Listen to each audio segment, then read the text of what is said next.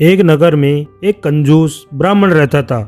उसने भिक्षा से प्राप्त सत्तुओं में से थोड़ा सा खाकर शेष से एक घड़ा भर लिया था। उस घड़े को उसने रस्सी से बांधकर खूंटी पर लटका दिया और उसके नीचे पास ही खटिया डालकर उस पर लेटे लेटे विचित्र सपने देखने लगा और कल्पना के हवाई घोड़े दौड़ाने लगा। उसने सोचा कि जब देश में अकाल पड़ेगा तो इन सत्तुओं का मूल्य 100 रुपये हो जाएगा। उन 100 रुपये से मैं 2 बकरियां लूँगा, जो 6 महीने में उन 2 बकरियों से कई बकरियां बन जाएगी। उन्हें बेचकर मैं एक गाय लूँगा, गाय के बाद भैंस लूँगा और फिर मैं घोड़े ले लूँगा। घोड़ों को महंगे दामों में बेचकर मेरे पास बहुत सा सोना हो जाएगा। सोना बेचकर मैं बहुत बड़ा घर बनाऊँगा।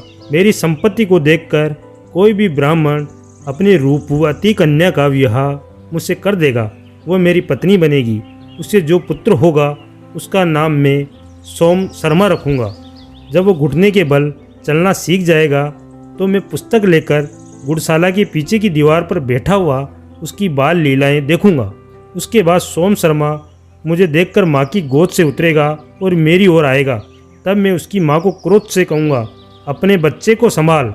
जब वह गृह कार्य में व्यस्त रहेगी, इसलिए मेरा वचन वो सुन न सकेगी। तब मैं उठकर उसे पैर की ठोकर से मारूंगा। ये सोचते ही उसका पैर ठोकर मारने के लिए ऊपर उठा।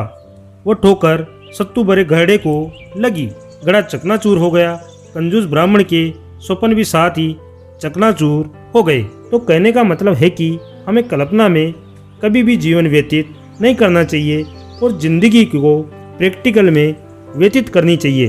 दोस्तों, तो ये थी आज की कहानी आपको कैसी लगी हमें कमेंट बॉक्स में कमेंट करके बताएं। अगर आपको हमारी ये कहानी अच्छी लगी तो कहानी को लाइक करें, शेयर करें और नई नई कहानियाँ सुनने के लिए हमारे चैनल कथा जोन को सब्सक्राइब करें, जिससे कि आप लोग हमसे जुड़े रहें। धन्यवाद।